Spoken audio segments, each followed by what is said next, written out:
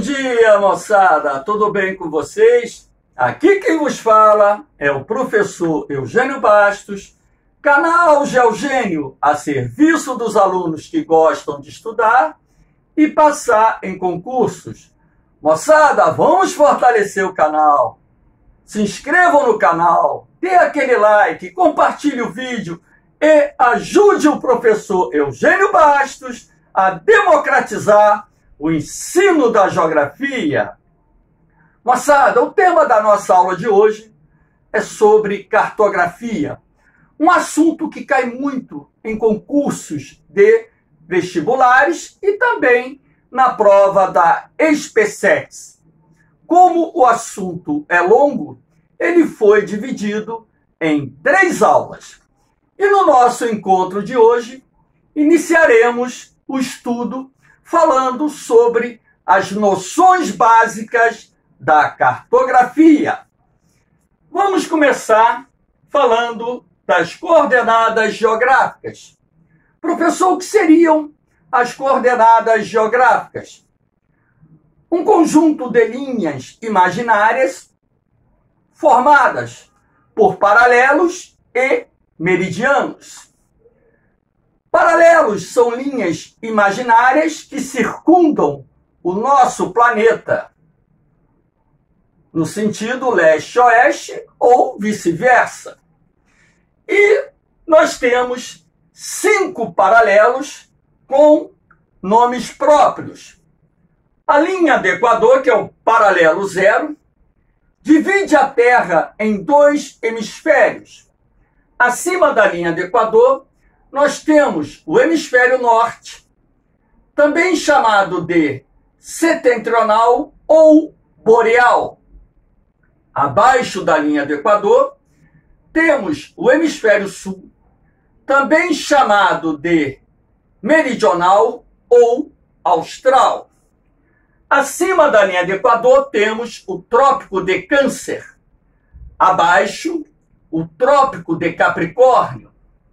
Essa região localizada entre os trópicos é chamada de zona intertropical.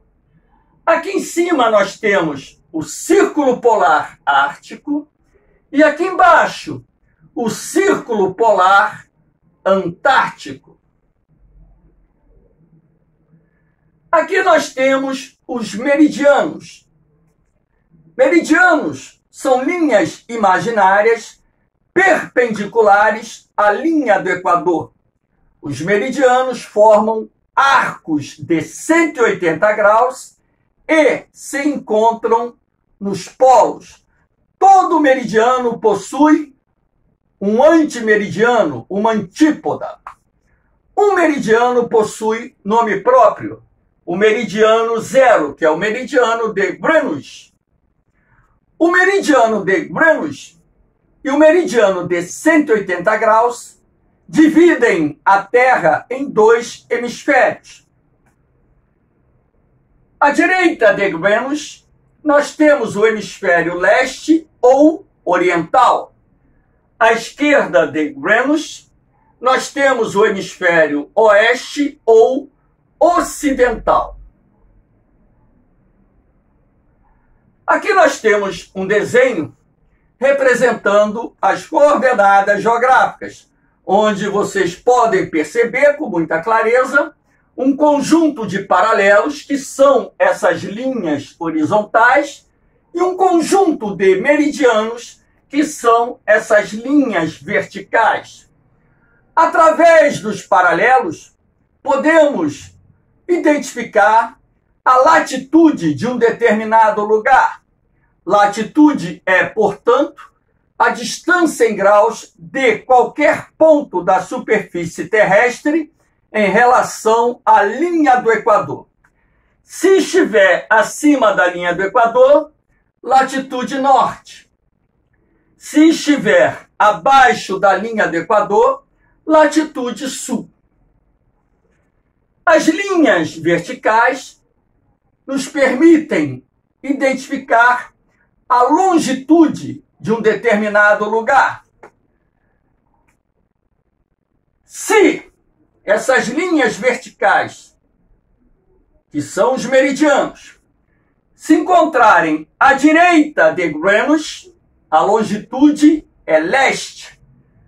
Se essas linhas verticais se encontrarem à esquerda de Greenwich, a longitude é oeste. E aqui eu coloquei 4 pontos para que nós pudéssemos elaborar um treinamento. Determine as coordenadas geográficas dos pontos A, B, C, D. Vamos lá, vamos ver como é que é fácil. Ponto A, latitude, segue aqui o paralelo.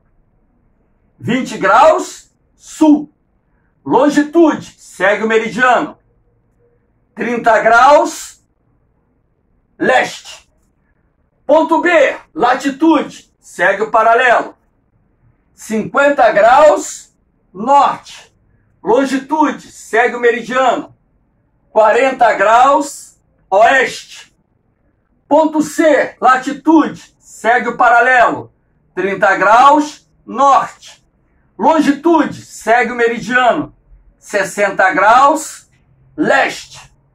Ponto D está exatamente no cruzamento da linha do Equador com o meridiano de Greenwich, razão pela qual a latitude é 0 e a longitude é 0. Coordenadas geográficas é um assunto muito fácil, só ter um pouquinho de atenção. Aqui nós temos os sistemas de orientação.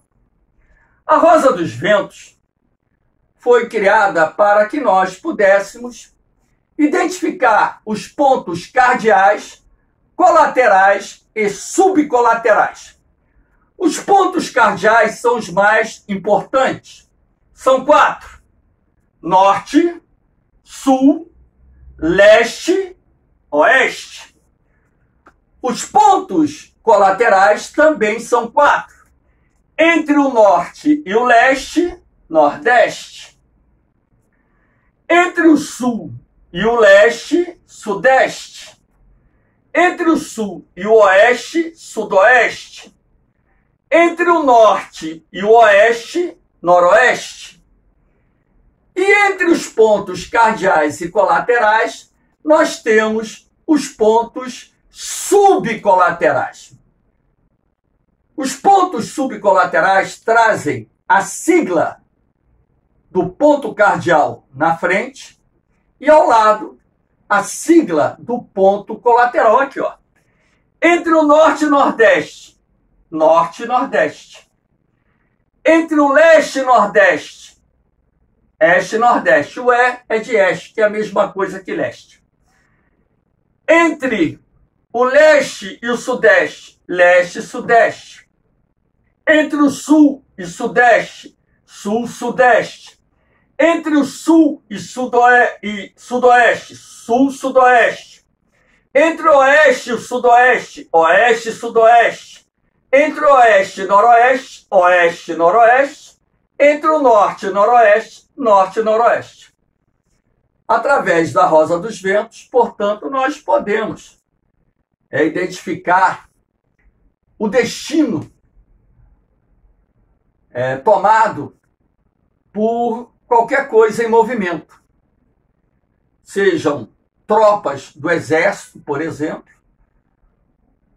um avião, um navio, enfim. Aqui nós temos a bússola, que é um instrumento muito antigo, criado pelo homem, que foi de grande importância no período das navegações. A bússola possui uma agulha imantada aqui, identifica o polo norte magnético, que fica a alguns graus de distância do polo norte geográfico. É um instrumento que nos possibilita a orientação, apesar de não ter 100% de precisão. Agora, pessoas experientes que utilizam a bússola fazem a correção e, com isso, conseguem identificar a direção correta que estão tomando. Hoje nós temos o GPS, que é o Sistema de Posicionamento Global, que é a tecnologia mais avançada, que nos permite saber exatamente onde nós estamos. Então, se o navio está à deriva, através do GPS é muito mais fácil obter a localização exata dessa embarcação. Se você tem um carro, vive numa grande cidade, logicamente que as pessoas não conhecem a cidade inteira. Numa grande metrópole como Rio de Janeiro e São Paulo, a gente não conhece a cidade inteira. Conhece um pedaço da cidade. E você está indo para uma determinada localidade que você não conhece, através de um aplicativo, você chega a essa localidade com muita facilidade. Então, o GPS é um importante instrumento de orientação que está a serviço do homem nos dias atuais. Você também pode se orientar pelo sol, por exemplo, na parte da manhã. Amanheceu o dia, você coloca o seu braço direito na direção do sol, leste, seu braço esquerdo oeste, sua frente norte, suas costas sul. Não é uma orientação 100% precisa, mas ela serve como orientação. No hemisfério sul, você tem a Cruzeiro do Sul. A base do cruzeiro indica a localização mais ou menos próxima do Polo Sul. A parte superior do cruzeiro indica o norte, a direita do cruzeiro indica o leste, a esquerda do cruzeiro indica o oeste. Lá no hemisfério norte, você pode se guiar pela estrela polar, que inclusive foi muito utilizada no passado como meio de orientação. Então existem outros meios de orientação, inclusive alguns considerados bem primitivos, que o homem pode utilizar para se guiar. Aqui nós temos as formas de representação da Terra. A forma mais correta de representarmos o planeta é através do globo terrestre. Mas também representamos a Terra através de um planisfério. Os planisférios não conseguem representar a Terra, pelo menos no que diz respeito às formas e tamanhos dos continentes e das grandes ilhas, com perfeição.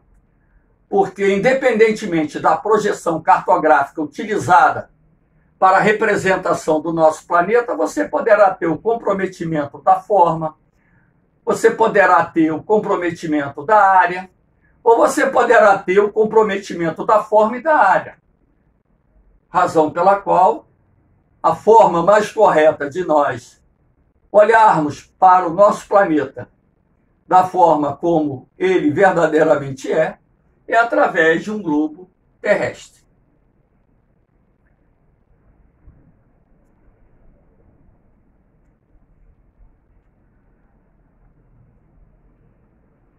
Só um minuto aqui.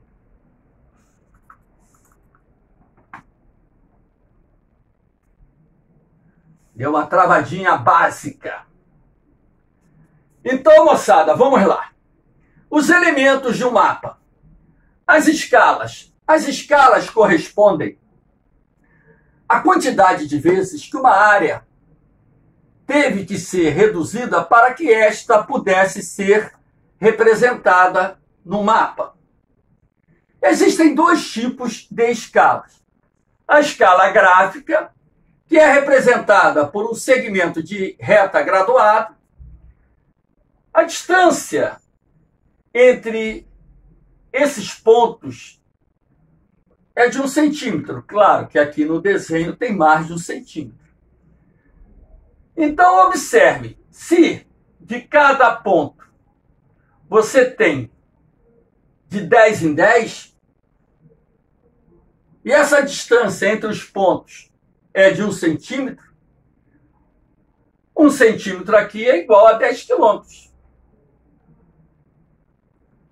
Esse tipo de escala aparece em mapas contidos em livros, atlas geográficos e por aí vai. E tem a escala numérica, que normalmente é representada por uma fração ou por uma proporção. Então aqui eu coloquei 1 para 1 milhão.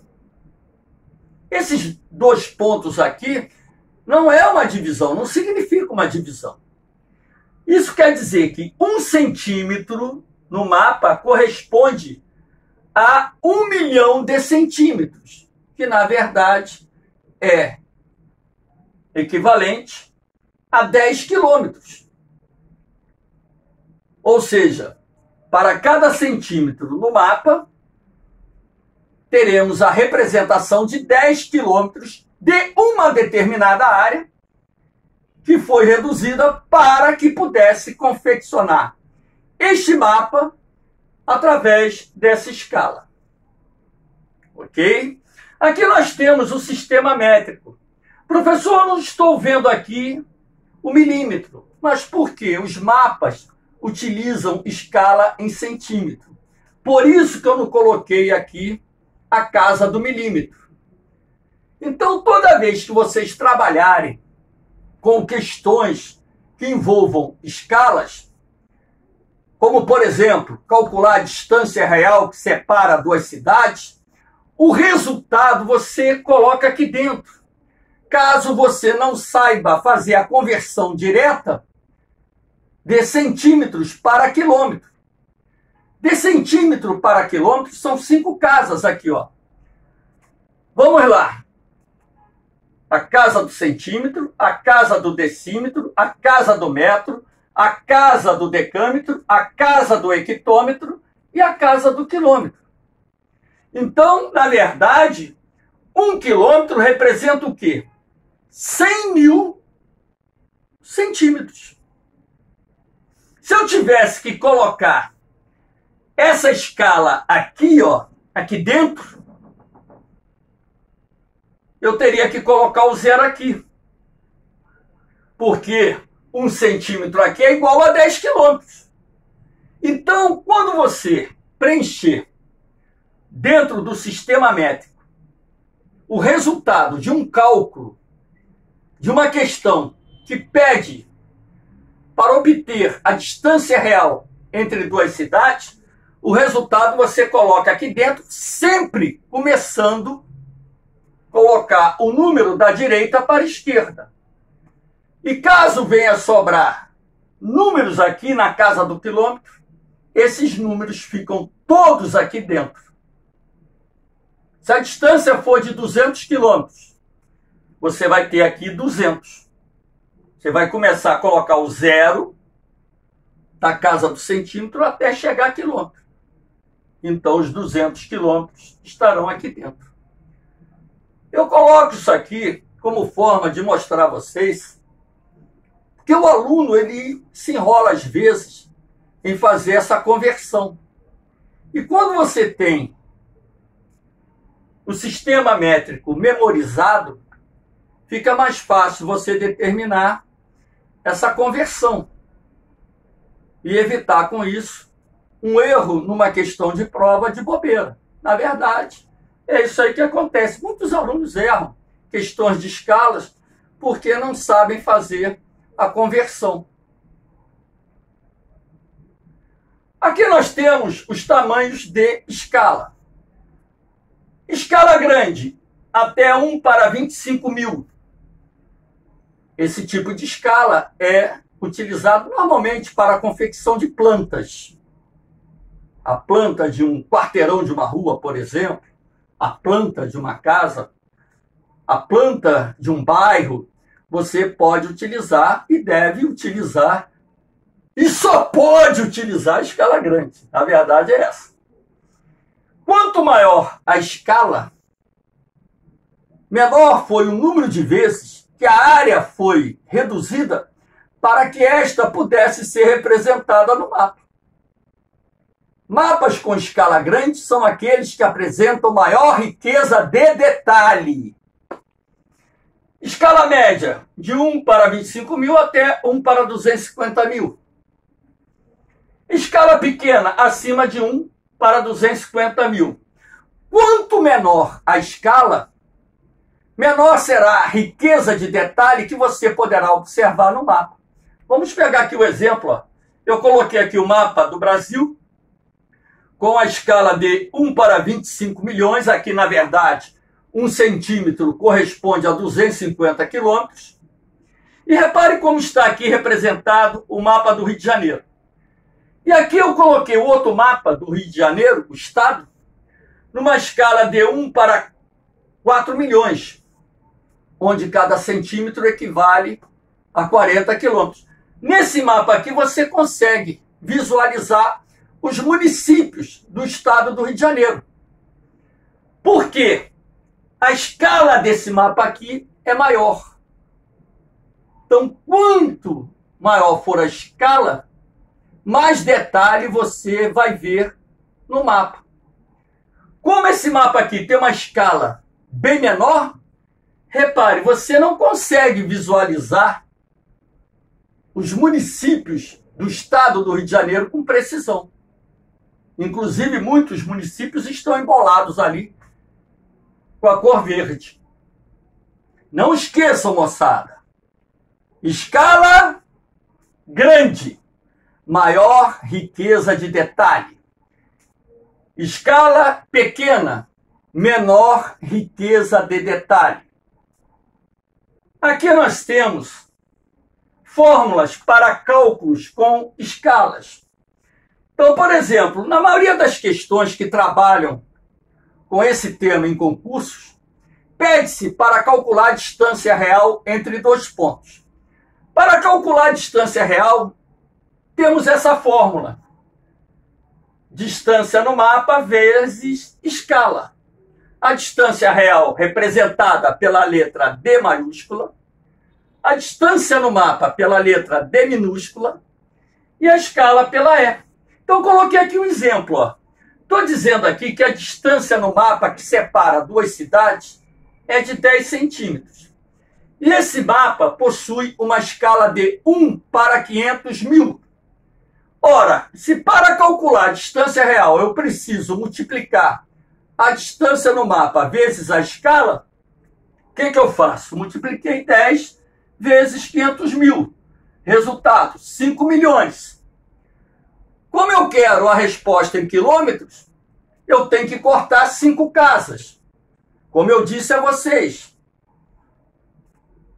a casa do centímetro, a casa do decímetro, a casa do metro, a casa do decâmetro e a casa do hectômetro. Então, a distância que separa duas cidades hipotéticas, 50 quilômetros. Muito simples.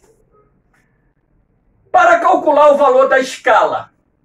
Para calcular o valor da escala, basta você dividir a distância real pela distância no mapa. Agora, tem que ter cuidado. Por quê?